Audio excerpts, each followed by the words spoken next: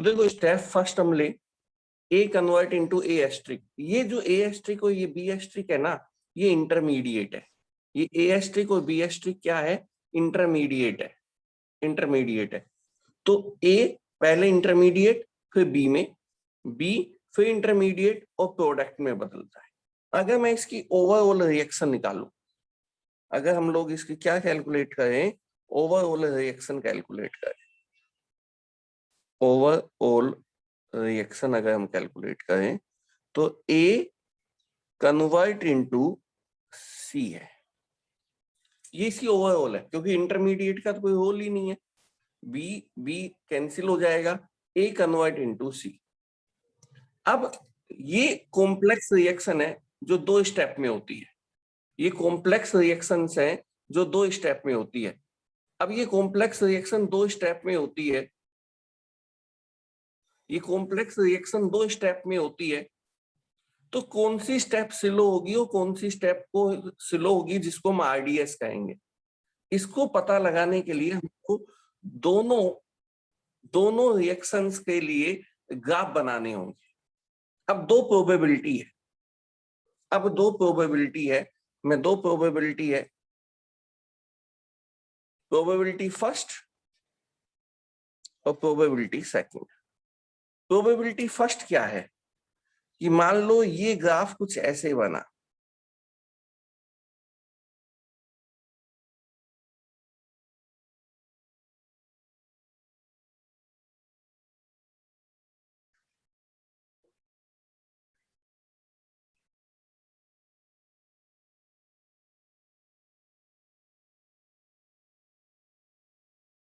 कैसे बना, यहाँ पे क्या क्या है, ये है ए, इस पॉइंट पे है ए एस्ट्रिक, दैट स्टेप फर्स्ट है, और ये बना बी।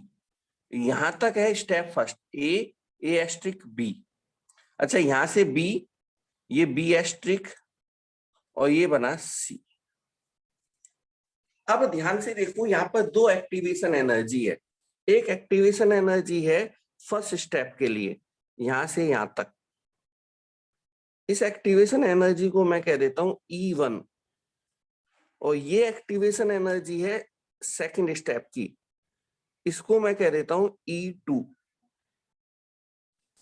बताओ कौन सी एक्टिवेशन एनर्जी ज्यादा है, E1 ग्रेटर देन E2 या E2 ग्रेटर देन E1? पहली स्टेप की तो मैं लिख सकता हूं E1 greater than E2,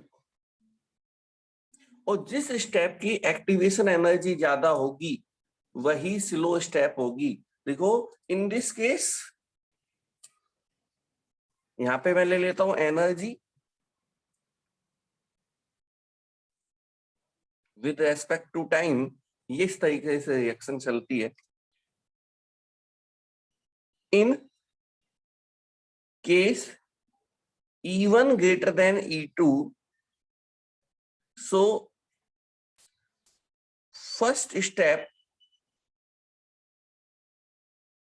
will be slow or RDS।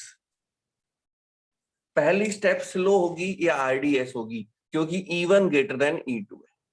Probability second क्या हो सकती है, प्रोबेबिलिटी सेकंड क्या हो सकती है,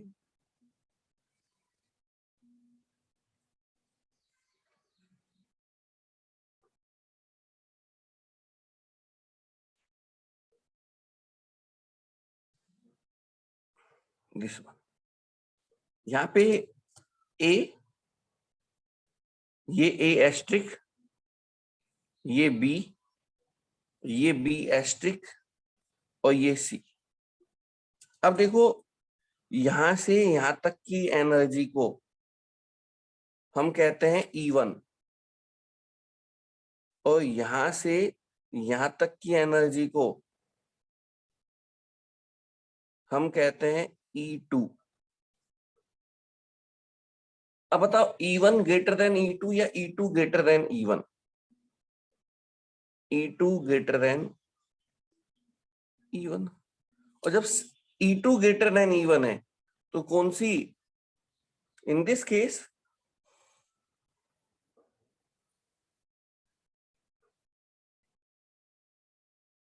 E2 greater than E1, so the second step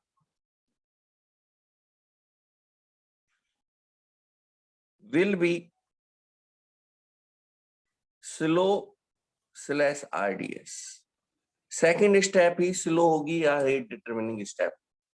तो किसी भी कॉम्प्लेक्स रिएक्शन में कौन सी स्टेप स्लो होगी ये इस बात पे डिपेंड करता है जिस स्टेप की, जिस एलिमेंट्री स्टेप की एक्टिवेशन एनर्जी सबसे ज्यादा होगी वही कॉम्प्लेक्स रिएक्शन में स्लो स्टेप होगी,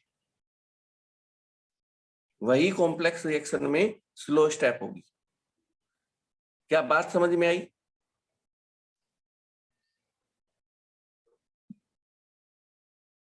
क्या बात समझ में आई कि अगर कोई कॉम्प्लेक्स रिएक्शन है तो उस कॉम्प्लेक्स रिएक्शन में एक से ज्यादा स्टेप होंगी, तो एक स्लो होगी एक फास्ट होगी। स्लो कौन सी होगी, फास्ट कौन सी होगी? जिस स्टेप की एक्टिवेशन एनर्जी ज्यादा होगी वो स्लो होगी और जिस स्टेप की एक्टिवेशन एनर्जी कम होगी वो फास्ट होगी।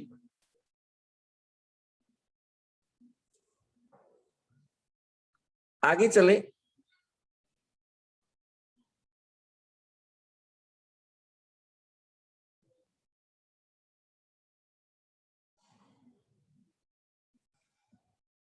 आगे चले बच्चों, यहां तक क्लियर? नोट डाउन कर लो, यहां तक क्लियर है? चलो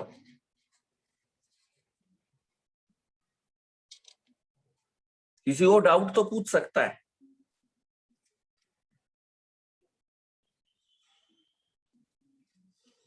आज का सेकंड टॉपिक, आज का सेकंड टॉपिक उठाते हैं। आज का topic number second,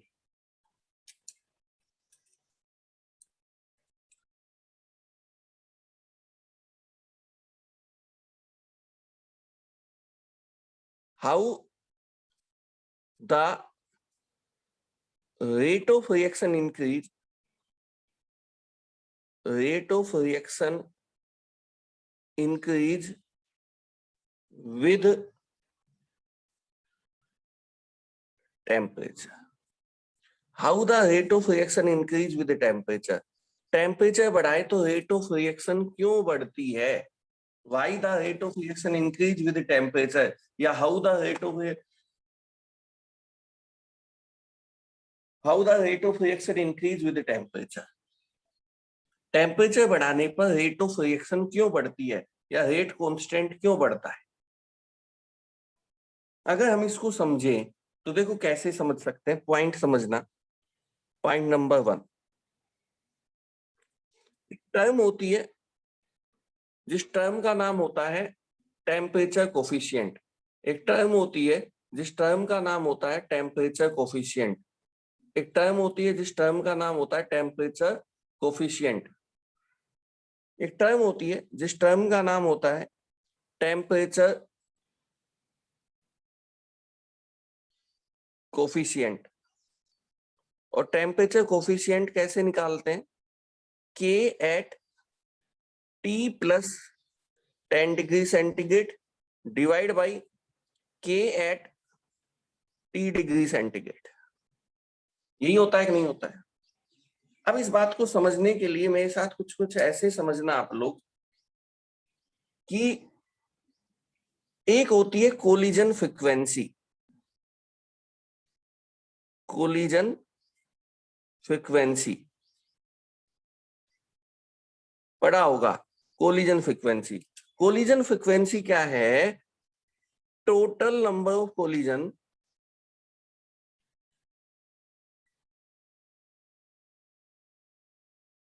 total number of collision occur in 1 second per unit volume।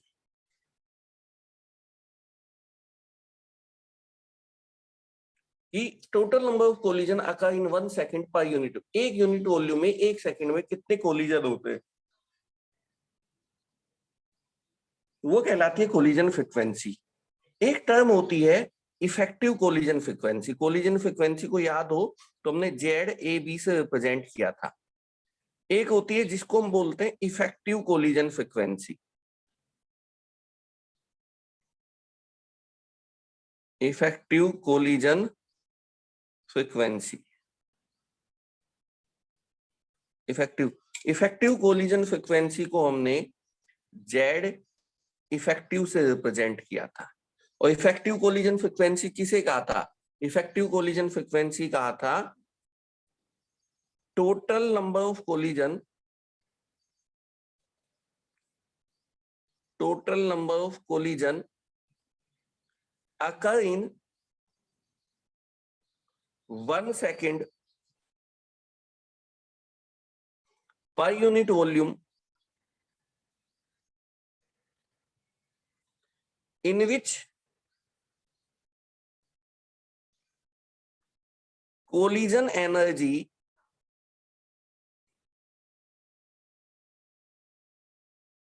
greater than threshold energy। केवल वो कोलिजन जिन कोलिजन में से बनने वाली एनर्जी थ्रेशोल्ड एनर्जी से ज्यादा हो, क्योंकि जिस कोलिजन में एनर्जी थ्रेशोल्ड एनर्जी से ज्यादा होगी वो ही कोलिजन से प्रोडक्ट बनेगा। That means rate of reaction जो है वो इफेक्टिव कोलिजन फ्रीक्वेंसी पे डिपेंड करती है, कोलिजन फ्रीक्वेंसी पे डिपेंड नहीं करती। कितना प्रोडक्ट बनेगा that is depend on effective collision frequency, not की कोलिजन फ्रीक्वेंसी। तो चौथा पॉइंट में बड़ा इंपॉर्टेंट पॉइंट लिख सकता हूं कि rate of reaction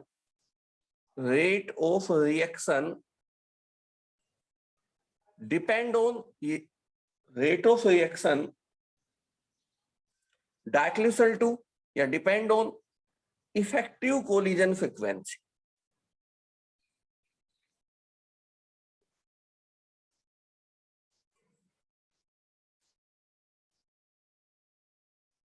effective collision frequency, बात समझ में आई कि टेम्परेचर कोफिशिएंट, बात समझ में आई कि हम लोग क्या कह सकते हैं,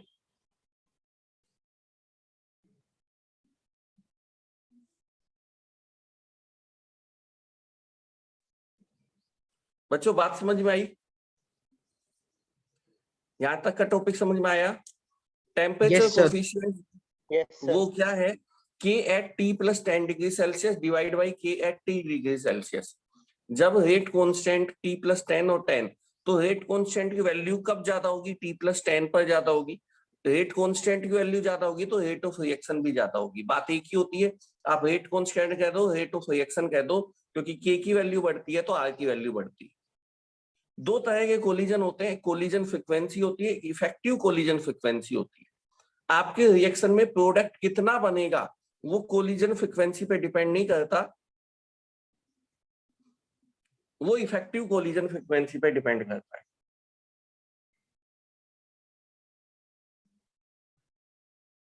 अब रेट ऑफ रिएक्शन जो है वो directly to effective collision frequency. अब हम बात कर रहे हैं कि टेम्परेचर बढ़ाने पर रेट ऑफ रिएक्शन क्यों बढ़ती है, रेट कांस्टेंट क्यों बढ़ता है? टेम्परेचर बढ़ाने पर इफेक्टिव कोलिजन फ्रीक्वेंसी बढ़ती है। अब टेम्परेचर बढ़ाने पर इफेक्टिव कोलिजन फ्रीक्वेंसी क्यों बढ़ती है वो ध्यान से देखना, क्योंकि किसी भी मॉलिक्यूल की एक एनर्जी होती है जिसको हम बोलते हैं काइनेटिक एनर्जी। और काइनेटिक एनर्जी जो है वो टेम्परेचर की डायरेक्टली होती है। बात सही है? टेम्परेचर बढ़ेगा तो मॉलिक्यूल की काइनेटिक एनर्जी भी बढ़ेगी। अच्छा, काइनेटिक एनर्जी का मतलब क्या होता है? काइनेटिक एनर्जी, अगर किसी मॉलिक्यूल की काइनेटिक एनर्जी बढ़ेगी तो उसकी स्पीड बढ़ेगी या घटेगी? बढ़ेगी सर। बढ़ेगी। अगर स्पीड बढ़ेगी तो जब दो मॉलिक्यूल आपस में टकराएंगे तो वहां से बनने वाली एनर्जी ज्यादा होगी या कम होगी? कोई स्लो ज्यादा मॉलिक्यूल ज्यादा, दैट मींस, और कोलिजन एनर्जी ज्यादा होगी तो इफेक्टिव कोलिजन की फ्रीक्वेंसी की संख्या भी ज्यादा होगी। ज्यादा। क्या मैं लिख सकता हूं कि effective collision frequency effective collision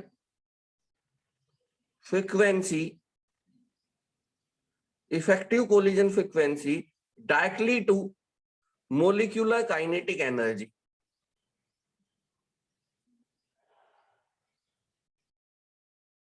molecular kinetic energy,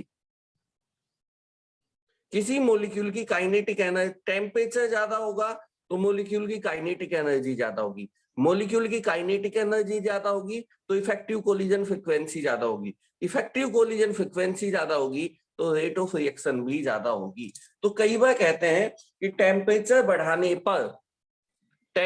बढ़ाने पर रेट ऑफ रिएक्शन क्यों बढ़ जाती है या प्रोडक्ट ज्यादा क्यों बनता है।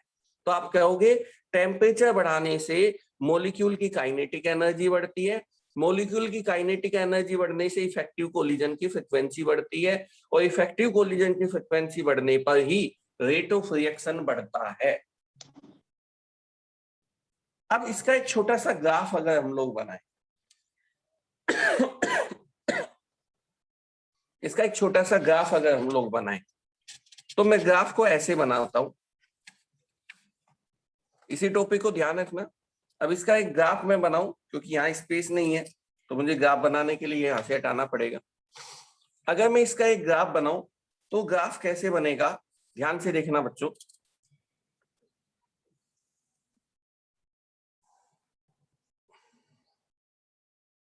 यहां पे ले लेता हूं फ्रैक्शन ऑफ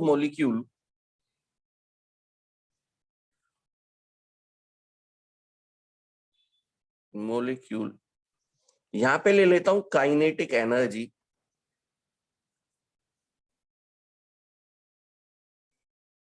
ठीक है जी। अब दो लाइनें बनाता हूं, एक तो T डिग्री सेल्सियस पर,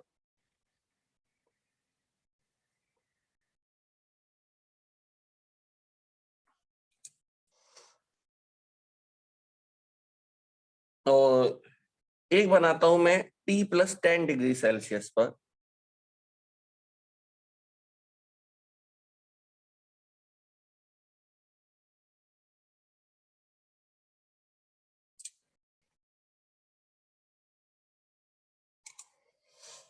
ध्यान से देखो, ये है रिएक्टेंट और ये है T डिग्री सेल्सियस और ये है T+10 degree Celsius, T+10 degree. अब देखना, ध्यान से देखना, ये जो है ना, ये जो लाइन है, ये लाइन इस ब्लैक वाली लाइन से आगे नहीं है, ये ब्लैक लाइन के जस्ट पैरेलल में है। आप ऐसे कह सकते हो एक पहाड़ और एक पहाड़ के आगे दूसरा पहाड़ है, ये दोनों एक दूसरे के आगे पीछे है, ना कि ये इस साइड है। बात समझ में आ गई होगी। ये ऐसे कह सकते हो कि एक पहाड़ खड़ा है, उसके आगे एक पहाड़ खड़ा हुआ है, दो पहाड़ आगे पीछे खड़े हुए हैं, ऐसे देखना है इसको। ये T डिग्री सेल्सियस और ये T+10 डिग्री सेल्सियस। अब ये है प्रोडक्ट। अब कोई कह दे T डिग्री पर कितना प्रोडक्ट बना, मैं यहां से यहां तक का कर्व बना दूं, ये जो एरिया कवर कर दिया मैंने, ये जो एरिया कवर किया, इसको पॉइंट देता हूं A, इसको पॉइंट देता हूं B, इसको पॉइंट देता हूं C और इसको पॉइंट देता हूं D। यही तो प्रोडक्ट बना होगा T डिग्री सेल्सियस पर, at T degree Celsius temperature, the product which is formed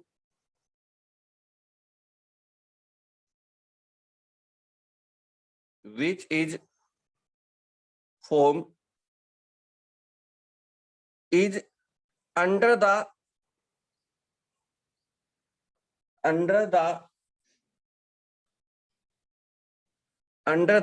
surface area A, B, C, D। इसको C कह देता हूं, इसको D।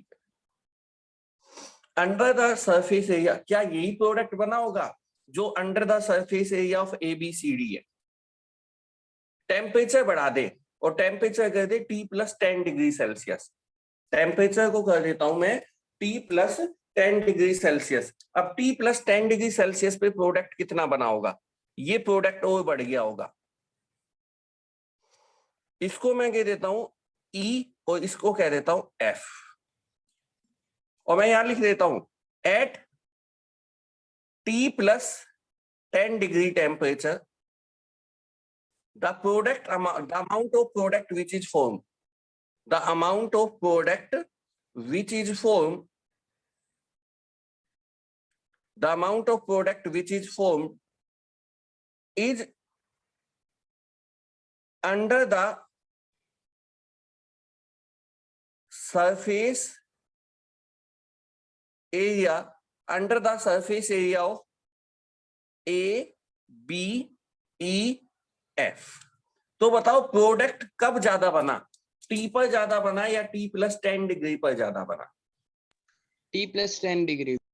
अब T प्लस 10 डिग्री पर प्रोडक्ट ज्यादा क्यों बना, उसके लिए ये कंसेप्ट है, क्योंकि जैसे जैसे आपने टेम्परेचर बढ़ाया होगा रिएक्टेंट के मॉलिक्यूल की काइनेटिक एनर्जी बढ़ी होगी, काइनेटिक एनर्जी बढ़ी होगी तो इफेक्टिव कोलिजन बढ़ा होगा, इफेक्टिव कोलिजन बढ़ा होगा तो रेट ऑफ रिएक्शन बढ़ी होगी। क्या बात समझ में आई? Yes sir. तो कोई पूछ ले टेम्परेचर बढ़ाने पर रिएक्शन की स्पीड क्यों बढ़, ये तो सबको पता है कि टेम्परेचर बढ़ाने पर रिएक्शन की स्पीड बढ़ती है, लेकिन कोई आपसे पूछ ले टेम्परेचर बढ़ाने पर रिएक्शन की स्पीड क्यों बढ़ती है, टेम्परेचर बढ़ाने पर रिएक्शन की स्पीड क्यों बढ़ती है? सर नंबर ऑफ कोलिजन्स बढ़ते हैं उसकी वजह से। नंबर ऑफ कोलिजन तो वही रहते हैं बच्चे, नंबर ऑफ इफेक्टिव कोलिजन बढ़ते हैं। क्या बढ़ते हैं? Number of effective collision. और नंबर ऑफ इफेक्टिव कोलिजन क्यों बढ़ते हैं? काइनेटिक एनर्जी बढ़ जाती है। काइनेटिक एनर्जी बढ़ती है तो नंबर ऑफ इफेक्टिव कोलिजन बढ़ते हैं, और नंबर ऑफ इफेक्टिव कोलिजन बढ़ते हैं तो रिएक्शन की स्पीड बढ़ती है। आगे चले और आगे चलते हैं, अब एक टॉपिक और पढ़ते हैं।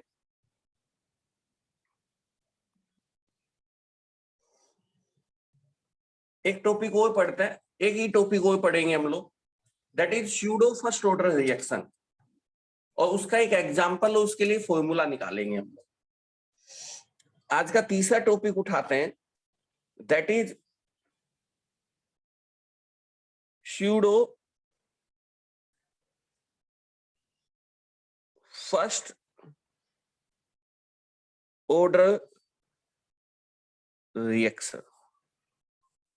Pseudo first order reaction, pseudo first order reaction क्या होती है कि कुछ रिएक्शन ऐसी होती है, such kind of reaction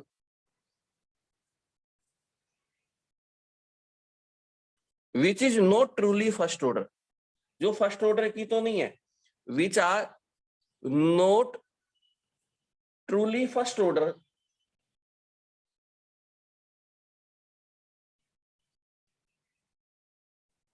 but under the certain condition, but under the certain condition, but under the certain condition they act as first order.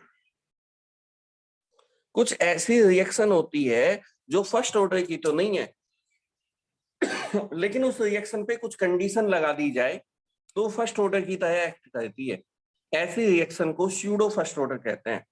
आपके syllabus में स्यूडो फर्स्ट ऑर्डर के दो एग्जाम्पल है। अगर हम एग्जाम्पल की बात करें तो आपके सिलेबस में केवल दो ही एग्जाम्पल मोस्ट इंपोर्टेंट है जो स्यूडो फर्स्ट ऑर्डर के हैं। पहला एग्जाम्पल तो कहलाता है hydrolysis of ethyl acetate, hydrolysis of ethyl acetate, और दूसरा एग्जाम्पल जो आपके हैं वो है इन्वर्जन ऑफ शुगर।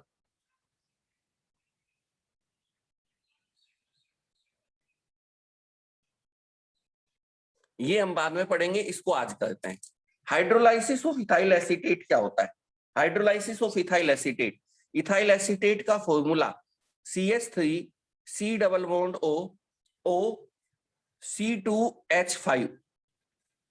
इसका हाइड्रोलाइसिस कर दो, मतलब क्या कर दो? HOH in presence of acid. H positive का मतलब होता है एसिड, एसिड की प्रेजेंस में इसका हाइड्रोलाइसिस कर दो। तो क्या होगा बेटा, यहां से बॉन्ड को तोड़ दो, ये नेगेटिव ये पॉजिटिव, इसको भी तोड़ दो, ये पॉजिटिव ये नेगेटिव, इसके नेगेटिव पे पॉजिटिव जोड़ दो, इसके पॉजिटिव पे ये नेगेटिव जोड़ दो, प्रोडक्ट बन जाएगा CH3COOH प्लस C2H5OH। एक बन जाएगा एसिड और एक बन जाएगा एल्कोहल। इसको बोलते हैं हाइड्रोलाइसिस ऑफ इथाइल एसीटेट। और अगर वाटर, ये बोला ना अंडर द सर्टेन कंडीशन, ये सर्टेन कंडीशन क्या है? अगर वाटर एक्सेस में है तभी ये फर्स्ट ऑर्डर की रिएक्शन की तरह एक्ट करती है। दैट मींस कंडीशन क्या है? Water should be in excess. Water किस में होना चाहिए? एक्सेस में होना चाहिए। दूसरा होता है इन्वर्जन ऑफ शुगर। अब इसका फॉर्मूला निकालेंगे हम लोग, इन्वर्जन ऑफ शुगर। अच्छा, शुगर का फॉर्मूला होता है C12H22O11। इसका भी एसिड के प्रेजेंस में हाइड्रोलाइसिस कर दो और वही HOH किस में होना चाहिए? एक्सेस में होना चाहिए। और ये कन्वर्ट हो जाता है C6H12O6 प्लस C6H12O6, एक ग्लूकोज और एक बन जाता है फैक्टोज। अगर इन दोनों एग्जाम्पल में वाटर एक्सेस में है तो दोनों की दोनों स्यूडो फर्स्ट ऑर्डर की रिएक्शन है। स्यूडो फर्स्ट ऑर्डर रिएक्शन क्या होती है? Such kind of reactions which are not truly first order but under the certain condition they act as first order is known as pseudo first order. और ये दो example है। अब इस example के लिए के का फॉर्मूला निकालेंगे। जैसे हमने दो फॉर्मूले निकाले थे N2O5 के लिए और हाइड्रोजन पेरोक्साइड के लिए, इसके साथ भी इसके लिए एक अलग से फॉर्मूला निकालेंगे। तो अब हम लोग पहला एग्जाम्पल के लिए फॉर्मूला निकालते हैं हाइड्रोलाइसिस ऑफ इथाइल एसीटेट का।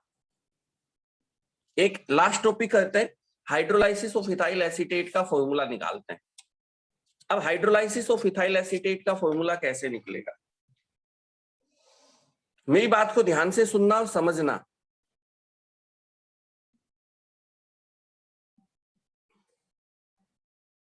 फर्स्ट ऑर्डर के लिए के का फॉर्मूला क्या होता है? के इक्वल टू क्या होता है? 2.303 divide by T half log A upon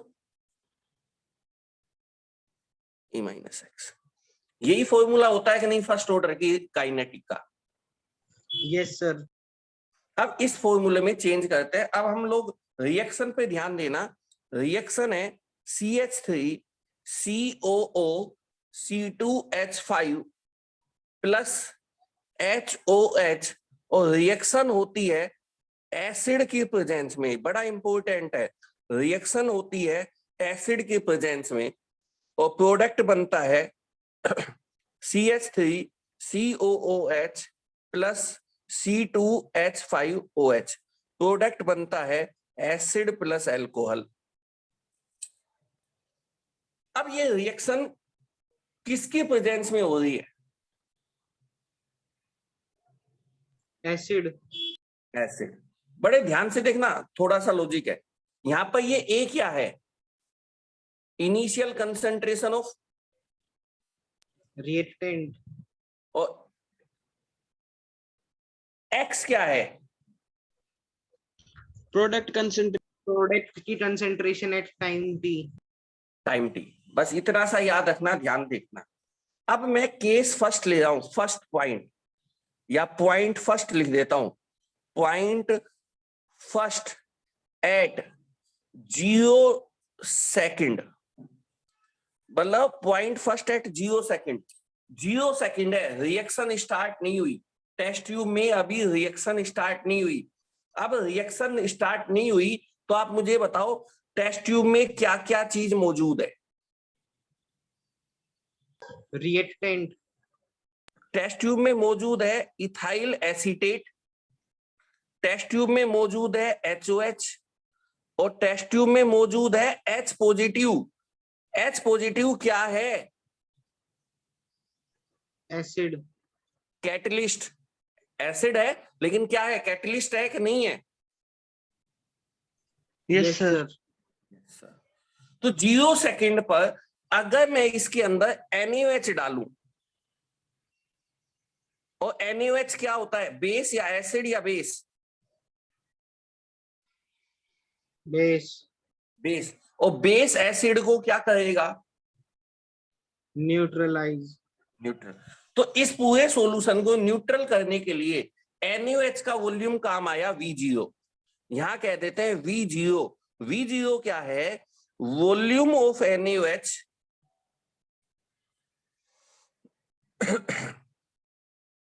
use, volume of NaOH use for neutralise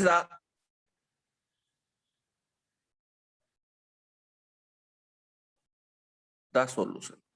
इस सॉल्यूशन को न्यूट्रलाइज करने के लिए जो वॉल्यूम यूज आया उसको NaOH का, उसको हमने क्या कह दिया?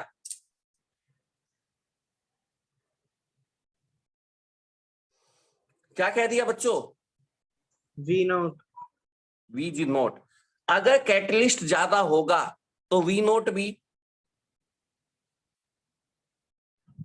ज्यादा, अगर इस टेस्ट ट्यूब में कैटलिस्ट ज्यादा होगा तो V0 भी ज्यादा जरूरत पड़ेगी या कम जरूरत पड़ेगी? ज्यादा, भैया ये NaOH किसको न्यूट्रल करता है? इस एसिड को न्यूट्रल करता है, और ये एसिड